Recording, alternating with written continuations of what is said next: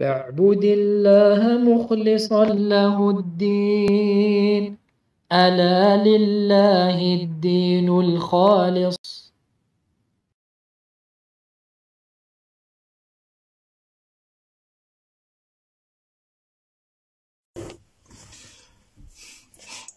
إن الحمد لله نحمده ونستعينه ونستغفره ونعوذ بالله من شرور أنفسنا وسيئات أعمالنا، من يهده الله فلا مضل له ومن يضلل فلا هادي له، وأشهد أن لا إله إلا الله وحده لا شريك له، وأشهد أن محمدا عبده ورسوله صلى الله عليه وعلى آله وصحبه وسلم. يا أيها الذين آمنوا اتقوا الله حق تقاته ولا تموتن إلا وأنتم مسلمون. يا أيها الناس اتقوا ربكم الذي خلقكم من نفس واحدة وخلق منها زوجها وبث منهما رجالا كثيرا ونساء، واتقوا الله الذي تساءلون به والأرحام إن الله كان عليكم رقيبا. يا أيها الذين آمنوا اتقوا الله وقولوا قولا سديدا يصلح لكم أعمالكم ويغفر لكم ذنوبكم، ومن يطع الله ورسوله فقد فاز فوزا عظيما. أما بعد، فإن أصدق الحديث كتاب الله، وخير الهدي هدي محمد بن عبد الله، وشر الأمور محدثاتها، وكل محدثة بدعة، وكل بدعة ضلالة، وكل ضلالة في النار. ثم أما بعد، أخوتي في الله والأخوات، السلام عليكم ورحمة الله وبركاته. فما زلنا نقرأ كتاب التمهيد لشرح كتاب التوحيد الذي هو حق الله على العبيد لمعالي الشيخ الصالح ابن عبد العزيز آل الشيخ حفظه الله تعالى. وقد توقفنا في درسنا الماضي عند باب من الشرك أن يستغيث بغير الله تعالى أو يدعو غيره. فقال المؤلف رحمه الله: وقول الله تعالى: ولا تدع من دون الله ما لا ينفعك ولا يضرك فإن فعلت فإنك إذا من الظالمين، وإن يمسسك الله بضر فلا كاشف له إلا هو. الآية. وقوله تعالى: فابتغوا عند الله الرزق واعبدوه. الآية. وقوله تعالى: ومن أضل ممن يدعو من دون الله من لا يستجيب له إلى يوم القيامة. الآيتين. وقوله تعالى: أمن يجيب المضطر إذا دعاه فيكشف السوء. الآية. روى الطبراني رحمه الله تعالى بإسناده أنه كان في زمن النبي صلى الله عليه وسلم منافق يؤذي المؤمنين، فقال بعضهم: قوموا بنا نستغيث برسول الله صلى الله عليه وسلم من هذا المنافق. فقال النبي صلى الله عليه وسلم: إنه لا يستغاث بي وإنما يستغاث بالله. نعم.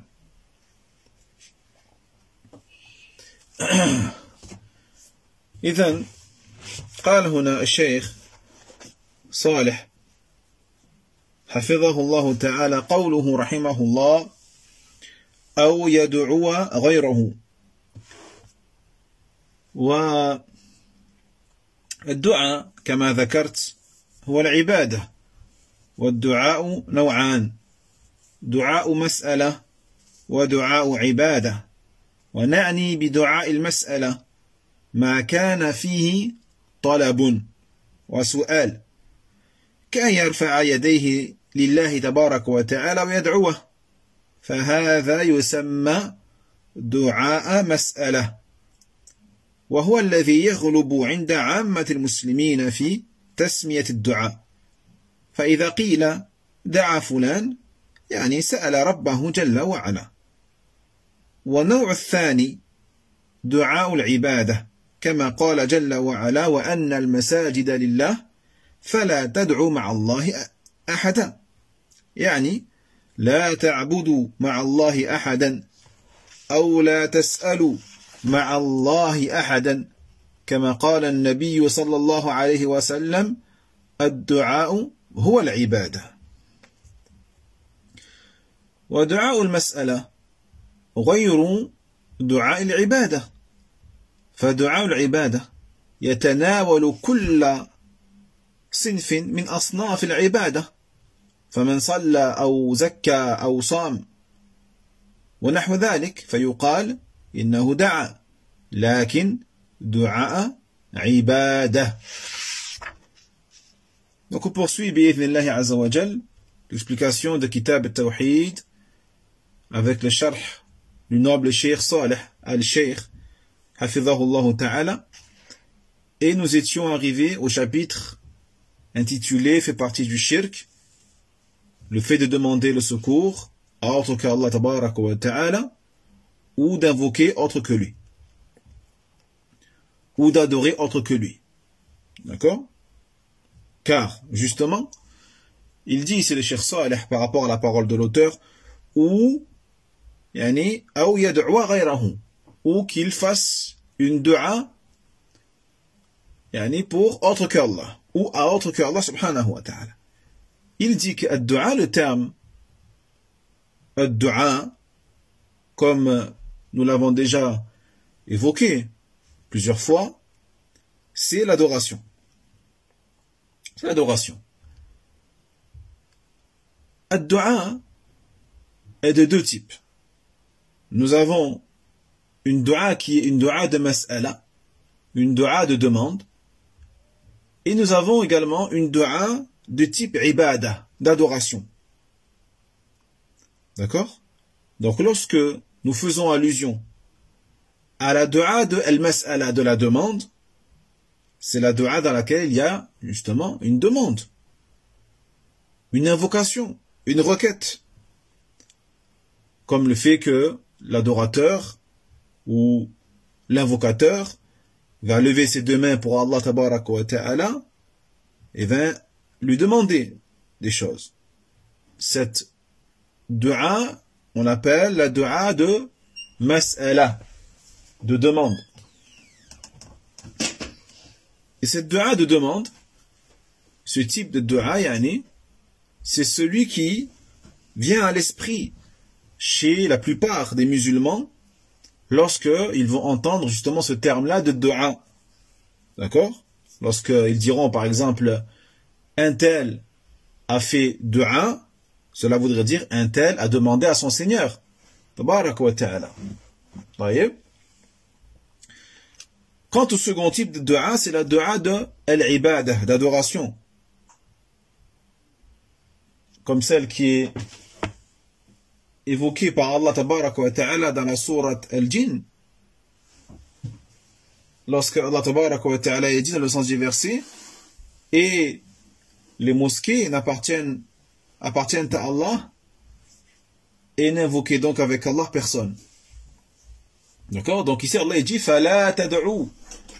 D'accord? Il utilise le verbe da'a. Mais ici le sens du verbe da'a, ici c'est le sens d'adoration. Hein? Donc en gros Allah tabaraka wa ta'ala il dit et n'adorez personne avec Allah tabaraka wa ta'ala, et donc forcément et n'invoquez avec Allah personne également. Car comme il a dit le prophète alayhi salatu wassalam, la dua c'est l'adoration. La dua c'est l'adoration. Donc la dua de mas'ala, la dua de demande, donc est différente de la dua d'adoration. La dua de mas'ala est différente de celle de al-ibadah, d'adoration. Car la dua de l'adoration, elle va englober et inclure toute forme d'adoration. Autrement dit, celui qui prie, celui qui verse la zakat, celui qui jeûne, et ainsi de suite, on dira de lui qu'il a fait preuve de dua. Innahu da'a. Il a fait preuve de dua. Mais pas d'une dua de demande, plutôt d'une dua d'adoration. طيب. قال العلماء دعاء المسألة متضمن لدعاء العبادة، ودعاء العبادة مستلزم لدعاء المسألة، يعني أن من سأل الله جل وعلا شيئا فهو داع دعاء مسألة، وهذا متضمن لعبادة الله تبارك وتعالى لأن الدعاء يعني دعاء المسألة أحد أنواع العبادة فدعاء المسألة متضمن للعبادة لأن الله جل وعلا يحب من عباده أن يسألوه. Les savants disent que l'invocation ou la dua de la demande, elle inclut en vérité la dua d'adoration. Et que la dua d'adoration, elle nécessite forcément, elle implique forcément la dua de demande. Je répète, la dua de demande, al-mas'ala, elle inclut la dua d'adoration. Et la dua d'adoration, elle implique la dua de demande. Qu'est-ce que cela veut dire? Eh bien, cela signifie que celui qui demande à Allah tabarak wa ta'ala quelque chose, on dit de lui que c'est un da'i. Il a demandé, c'est un demandeur, un invocateur d'une dua de demande, car il a levé les mains au ciel vers Allah tabarak wa ta'ala et il lui a demandé quelque chose. C'est un da'i, il a fait preuve de dua, d'une dua de mas'ala. Mais cette dua de demande, en vérité, elle inclut l'adoration d'Allah tabarak wa ta'ala. Celui qui demande à Allah quelque chose, eh bien il adore Allah tabarak wa ta'ala à travers cette demande. C'est une adoration. Hein? Donc, la dua, de demande, est une des formes de l'adoration. Est une des formes de l'adoration. C'est pour cela que l'on dit que la dua de demande, elle inclut l'adoration. Car Allah tabaraka wa ta'ala aime que ses serviteurs l'invoquent. Et lui demandent ce dont ils ont besoin. وقولنا إن دعاء العبادة مستلزم لدعاء المسألة يعني أن من صلى فيلزم من إنشائه الصلاة أن يسأل الله تبارك وتعالى قبول ويسأل الله الثواب فيكون دعاء المسألة متضمنا لدعاء العبادة ودعاء العبادة مستلزما لدعاء المسألة. Et également, lorsque l'on dit que la dua d'adoration, elle nécessite, elle implique forcément la dua de demande, c'est-à-dire que celui qui prie, lorsqu'il accomplit et exécute sa prière, implicitement, il demande à Allah tabarak wa ta'ala l'acceptation de sa prière. Donc lorsqu'il prie, c'est comme s'il demandait à Allah Jalla wa Ala qu'il accepte sa prière. Et qu'il demande à Allah Tabarak wa Ta'ala qu'il le récompense par cette prière. D'accord? Par conséquent, la dua de demande, elle inclut donc, comme on a dit, la dua d'adoration. Et la dua d'adoration, elle implique forcément la dua de demande. طيب.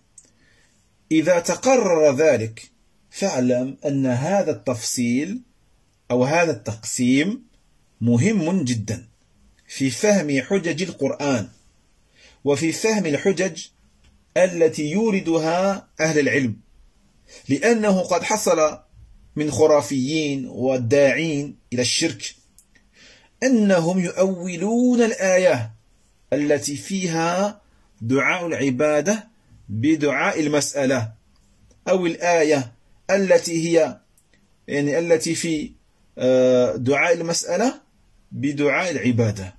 وإذا تبين ذلك علم أنه لا انفكاك في الحقيقة بين دعاء المسألة ودعاء العبادة فهذا هو ذاك إما بتضمن أو باللزوم.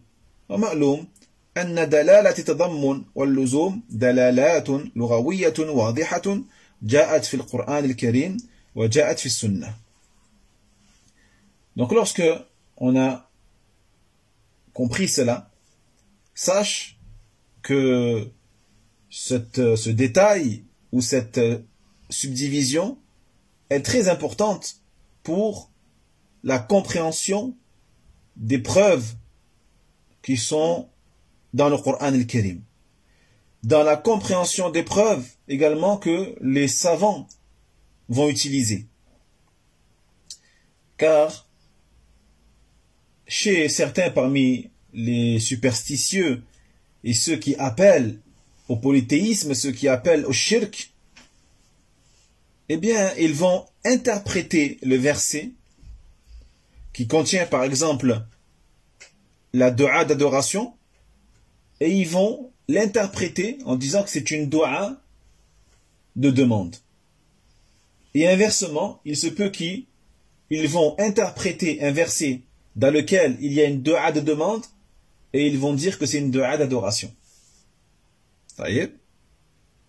Donc, à travers cela, à travers l'explication et la définition de ces deux formes de dua, on comprend en vérité qu'il y a un lien inextricable entre ces deux du'as, entre la du'a de la mas'ala, de demande, et la du'a d'adoration, al-ibada. Que ce soit un lien à travers ce qu'on appelle atadammun, l'inclusion, ou à travers ce qu'on appelle al-luzum, l'implication. Et ce qui est connu également, c'est que les indications données par l'inclusion et par l'implication sont des indications au niveau de la langue arabe qui sont claires et évidentes et qui existent dans le Coran al-Karim et dans la Sunna. ثم ساق الشيخ رحمه الله تعالى بعض الأدلة على أن الدعاء والاستغاثة إنما يتوجه بهما إلى الله جل وعلا وحده فيما لا يقدر عليه إلا الله. Par la suite, le Cheikh rahimahullah ta'ala, l'auteur, a évoqué certaines preuves sur le fait que le dua ainsi que la demande de secours ne peuvent être orientés que vers Allah tabarak wa ta'ala seul, dans les choses que seul Allah tabarak wa ta'ala est capable de faire.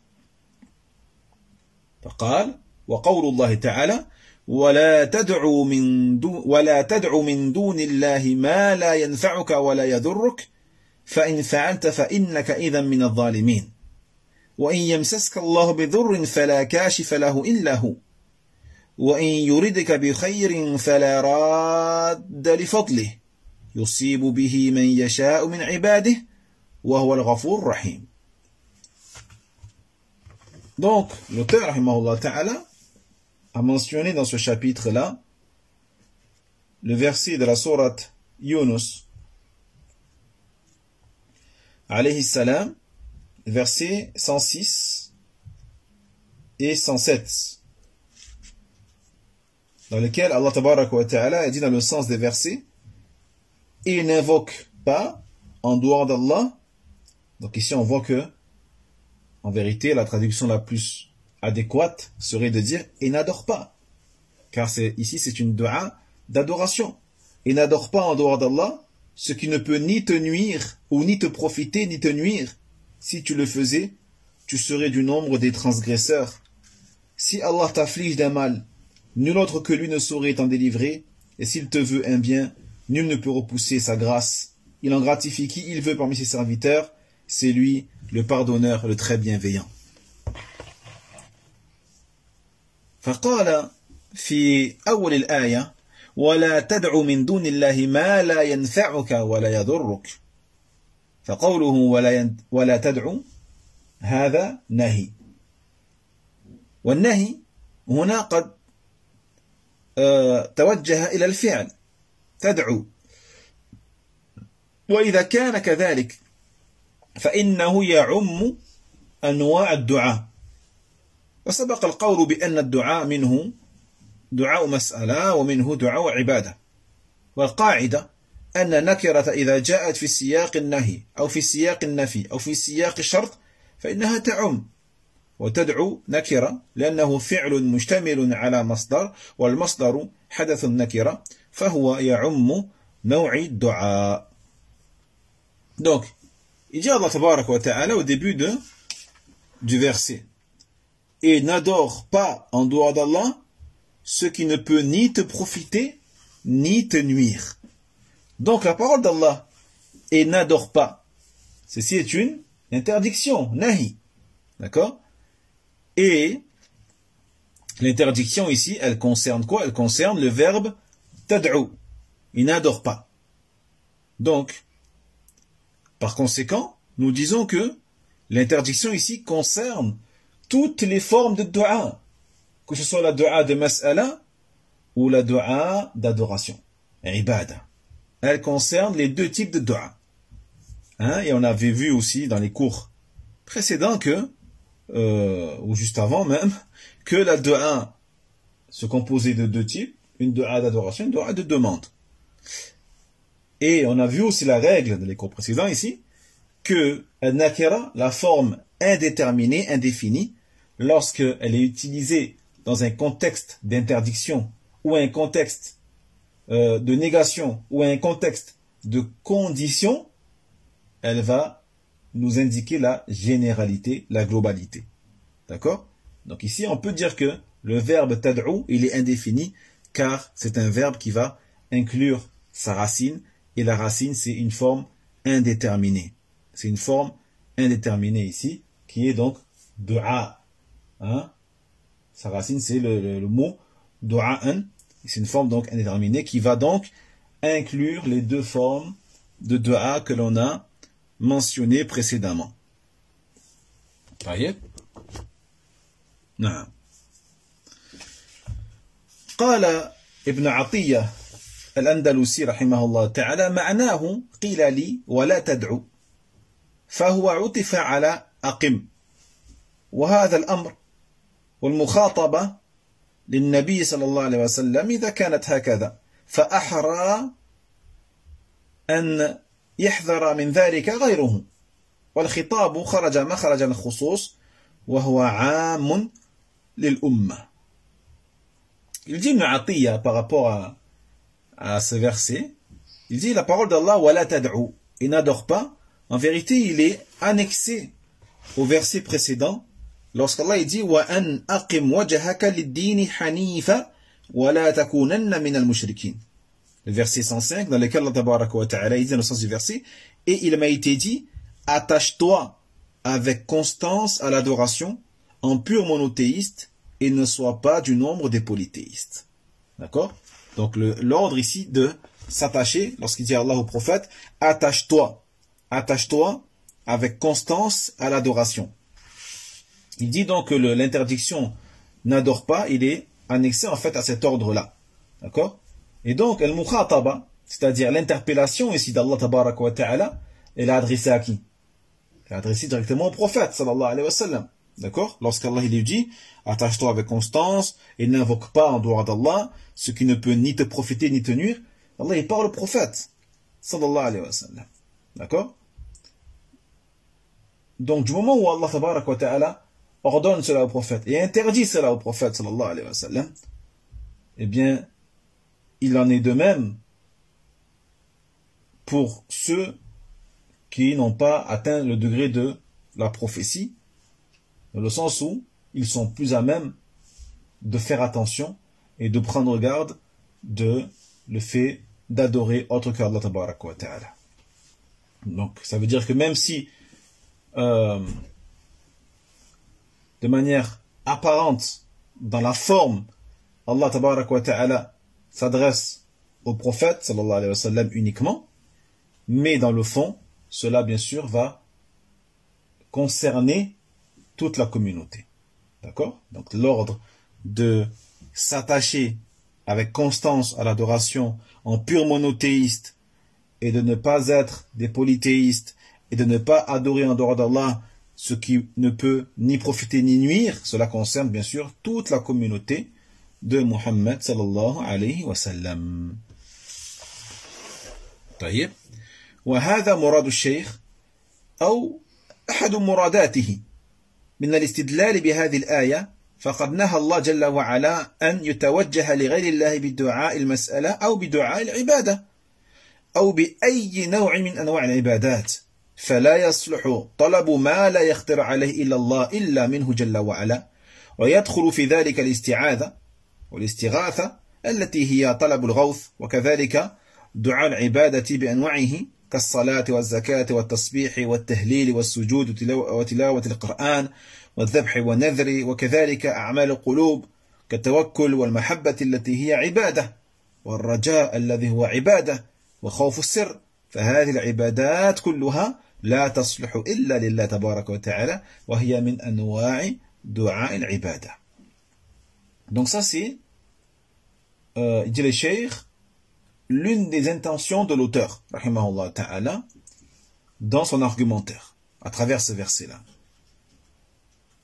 Car Allah tabarak wa ta'ala, il a interdit que l'on oriente une dua de demande ou une dua d'adoration à autre qu'Allah tabarak wa ta'ala. Plus que ça, Allah jalla wa ala, il a interdit que l'on voue une quelconque forme d'adoration à autre que lui subhanahu wa ta'ala. Et donc il ne convient absolument pas de demander quoi que ce soit à autre qu'Allah tabarak wa ta'ala, une chose que seul Allah jalla wa ala peut te donner. Taïeb. Et donc sont inclus de la même manière l'isti'adha, la demande de refuge, l'istighatha, la demande de secours, d'aide, de délivrance, et également les du'a d'adoration sous toutes ses formes, telles que la prière, az-zakat, le fait de dire subhanallah, tasbih, le fait de dire la ilaha illallah, tahlil, la prosternation, la récitation du Coran, l'immolation, l'abattage de la bête, al-nadr, l'engagement pieux, et également les actes du cœur, tels que la confiance, l'amour d'adoration, l'espoir d'adoration, la peur d'adoration, une peur qu'on appelle le khawf sir, le fait d'avoir peur de quelque chose qui n'est pas matériel, mais quoi, qui n'est pas une peur naturelle. Nous évoquerons ce sujet-là de la peur dans les chapitres suivants, Inch'Allah Ta'ala. Donc toutes ces adorations-là ne peuvent être vouées qu'à Allah Tabaraka wa Ta'ala, d'accord, et elles font partie des différentes formes que peut prendre la dua d'adoration. Naam.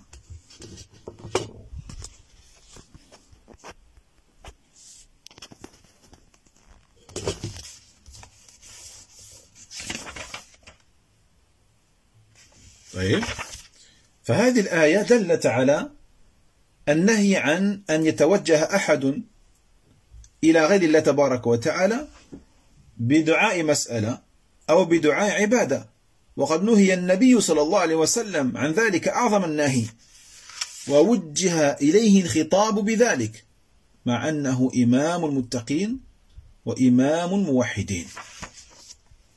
Donc ce verset-là de la sourate Yunus alayhi salam indique l'interdiction d'orienter à autre qu'Allah tabarak wa ta'ala, de vouer à autre que lui subhanahu wa ta'ala une quelconque dua de demande ou une quelconque dua d'adoration. Le prophète lui-même, sallallahu alayhi wa sallam, on a vu le prophète lui-même, Allah lui a interdit directement cette chose-là de la plus forte des manières. On avait dit que Allah il s'est adressé directement à lui en lui interdisant cela. Alors que le prophète, alayhi salatu wassalam, c'est l'imam des pieux, l'imam des monothéistes. D'accord? L'imam des monothéistes.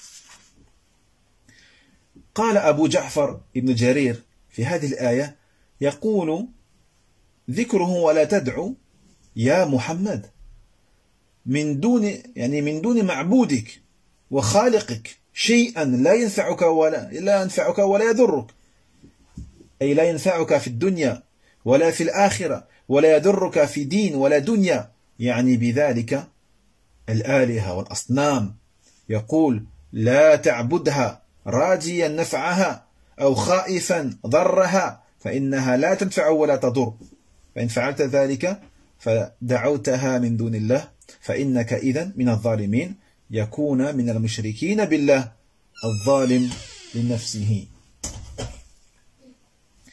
Il dit l'imam Ibn Jarir, Abu Ja'far, rahimahullah ta'ala, par rapport à ce verset.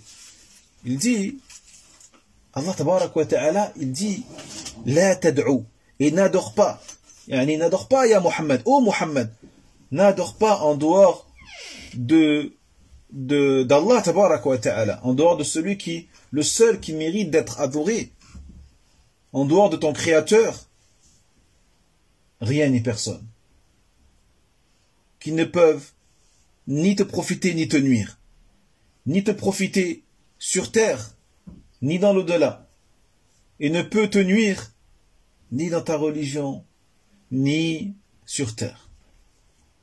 Et Allah Jalla wa Ala, bien sûr, il parle ici, notamment, des fausses divinités, des idoles qui sont adorées avec ou en dehors d'Allah Tabarak wa Ta'ala. Il dit à son prophète, Ya Muhammad, ne les adore pas, n'adore pas ces choses en espérant d'elles un profit ou en redoutant d'elles un mal, car certes, elles ne profitent en rien et elles ne nuisent en rien du tout.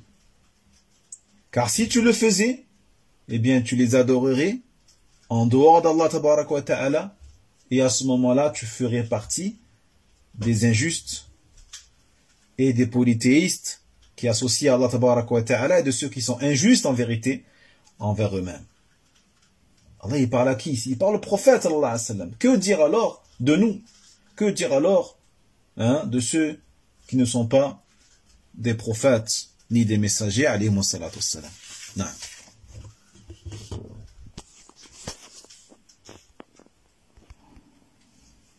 Alhamdulillah. قد نتوقف هنا إن شاء الله تعالى. On va s'arrêter là pour aujourd'hui. نسأل الله تبارك وتعالى أن يعلمنا ما ينفعنا وينفعنا بما علمنا وأن يتقبل منا صيامنا وقيامنا والله تعالى أعلم وسبحانك اللهم وبحمدك أشهد أن لا إله إلا أنت أستغفرك وأتوب إليك بارك الله فيكم والسلام عليكم ورحمة الله وبركاته. وينجي الله الذين اتقوا بمفازتهم لا يمسهم السوء ولا هم يحزنون.